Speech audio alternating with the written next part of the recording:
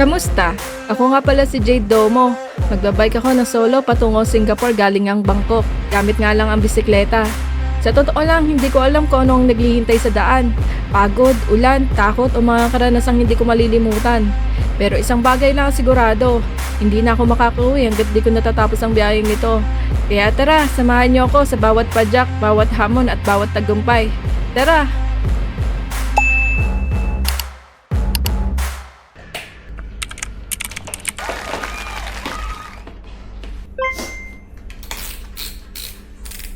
Kamusta? Magandang umaga sa inyo. Day 1 na ng ating ride. Nandito nga ako ngayon sa Ramatu, Bangkok, Thailand. Ang target nga natin ngayong araw ay makarating sa Phetchaburi, Thailand. Isang solidong 125 kilometro ang layo para sa unang stopover natin. Oh, thank you, Lord. See you. Tapos Phetchaburi.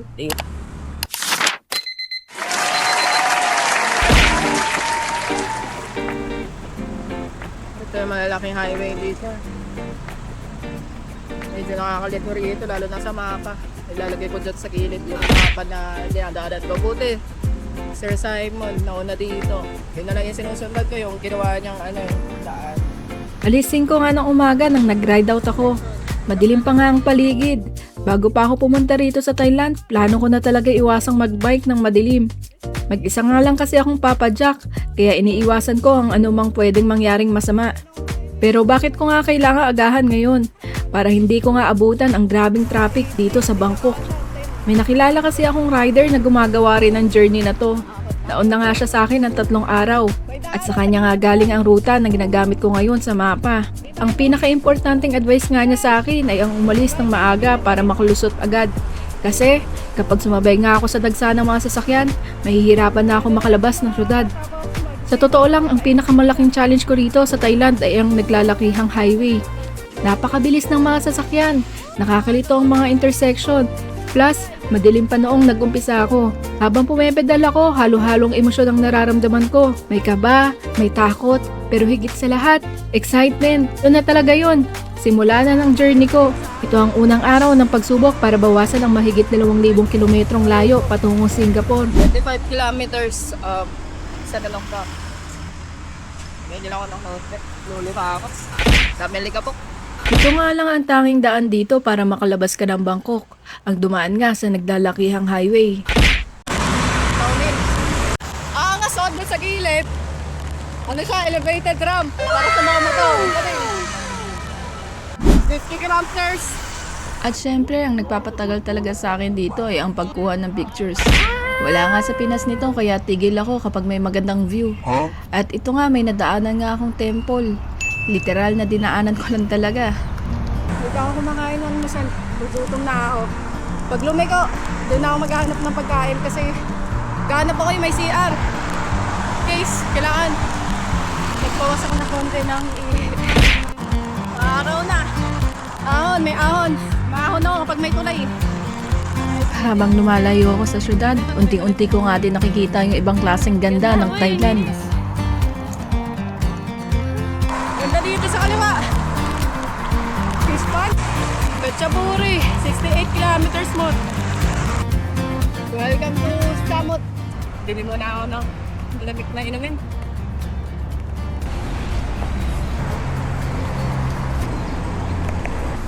Thank you, Lord. Malamig na inumin. Reflector pa ako. Kailangan mag-reflector kasi mag-isa ako. 59.28 na. Mas maganda itong nakabote.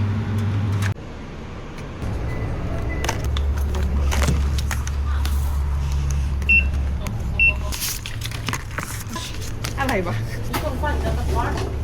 Thank you. Ay, tumay ha? 59 kilometers calories per 1,000. Oh my gosh.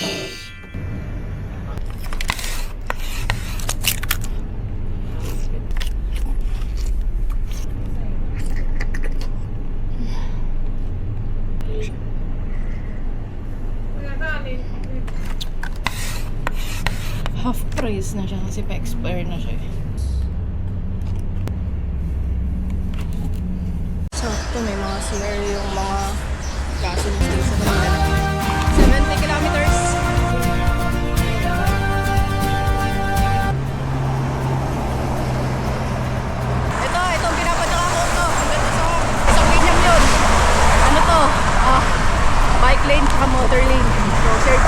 motorway.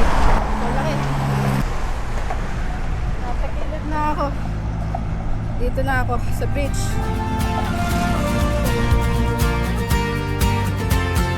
Nasa kalahati na nga yung biyahe ko. Halos nakaalpas na din sa highway. Gumanda pa yung panahon, naging maulap nga. Mabagal nga lang takbo ko pero sinusubukan ko pa din kung hanggang anong oras ko kakayanin ang 100 kilometro. Dahil nga sa mga susunod na araw ay higit pa sa 100 ang tatakbuhin ng biyahe ko.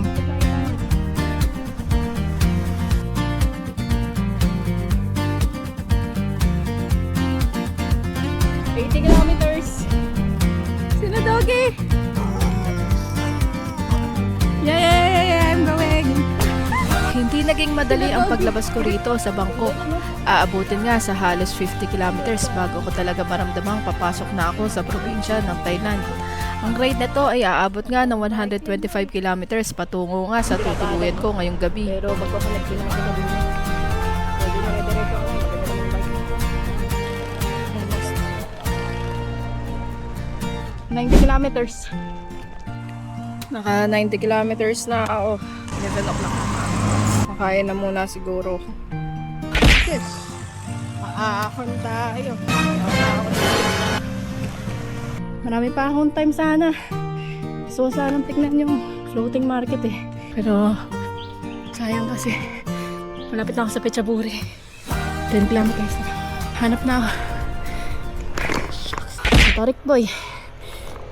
Floating market dito yun eh. Diyan, alam ko banda doon. Or banda doon pa. Pero hindi ko na itatry kasi may nabol tayo oras. Tsaka marami pa nga, marami pa tayong araw na ulit. So sana sabakay ng boat pero wag na. Nakapit nakakainin na oras.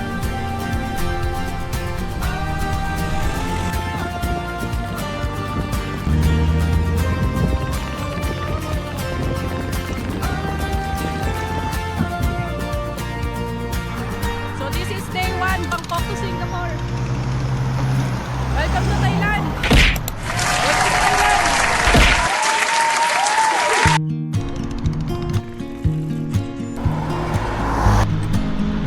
Ano kaya yung mga nasa gilid, oh? Fish pan. Nasa side natin ito. Kakain na ako. Naghahanap na ako ng kakainan. Wala akong makita 7-Eleven. So sana yung pwedeng tumae. Lunch. Medyo sumasakit yung ulo ko sa sinasayin na sa 11:56 na umaga. Nasa highway ako. Sumakit din siya nito ka. Hanap na ako. Buti dito nakasira.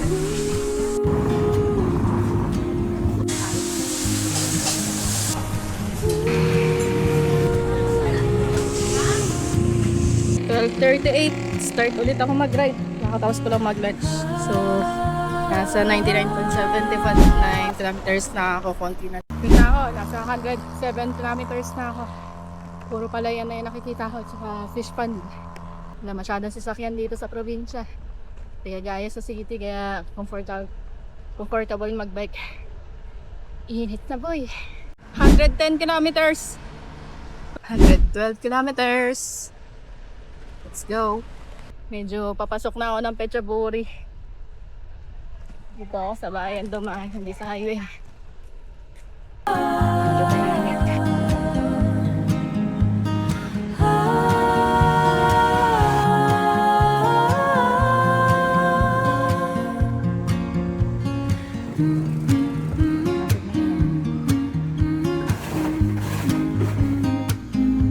Tsura.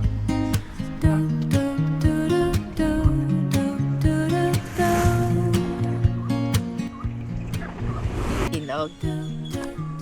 Ang presko. Mamili ka na lang saan mo gusto tumambay dito sa side. Tsaka ano siya, hindi siya pangit tignan. Natural yung itsura niya. How great.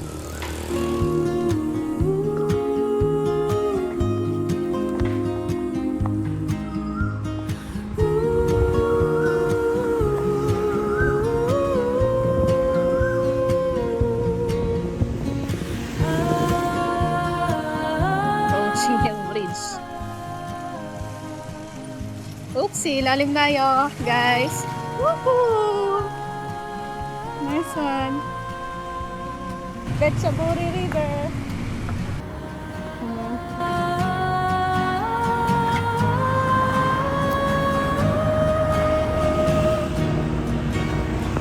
Sermon po tayo sa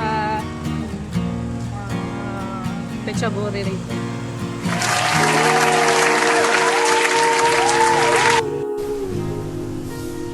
Meron silang mga art dito sa tabi.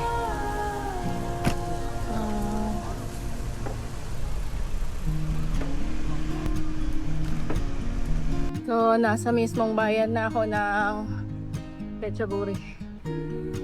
Nahanap ko na lang yung transient. Yung mga bahay nila rito parang cellphone. Mga luma pero magaganda. Ito, another mosque. Mosque? Ano bang tawag sa mga ganyan ba?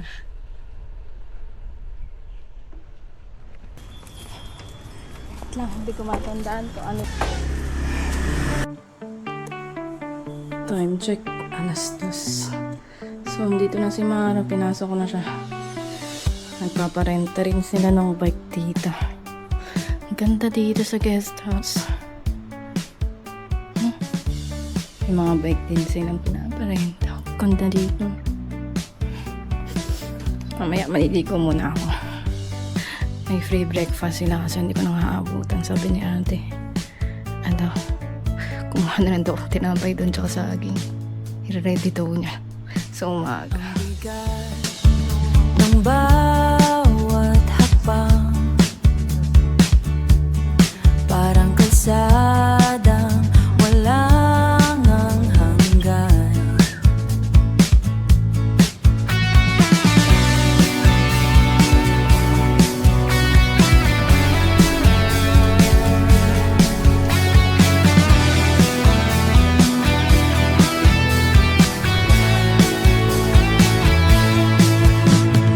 Nasa 91 kilometers na siya, 90 o 95. Pero baka humaba siya ng 100 kilometer kasi magre-route ako sa coastal.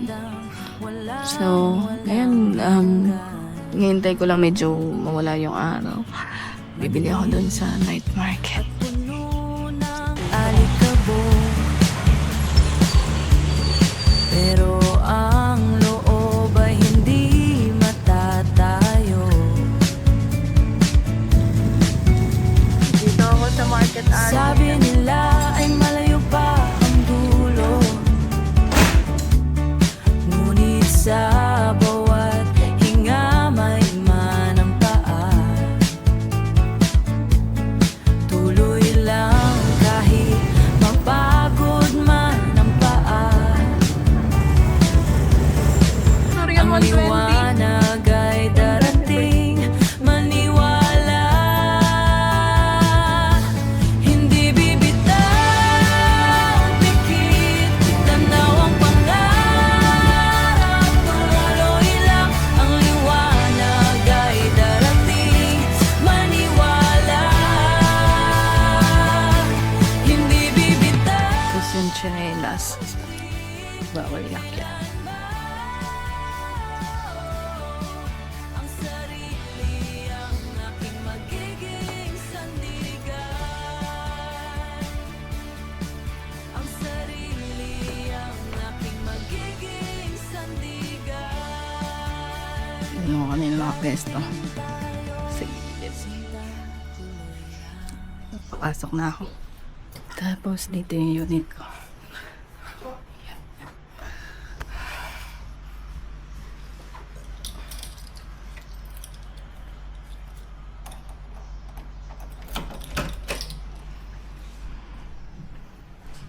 Pasok kayo. Lamig. Medyo malamok. Ito yung nagdadala ko ng off lotion. Lagi. Kasi lamok dito. Nung last time, dinamok ako eh. So, ito yung room. Medyo mahalat kasi dito eh. Pagdating ko dito, bumuna ako ng laba. Yun yung room. Naka double or queen bed yung size. Tapos yan. Maliit lang, tapos tubig. Yan, sobrang.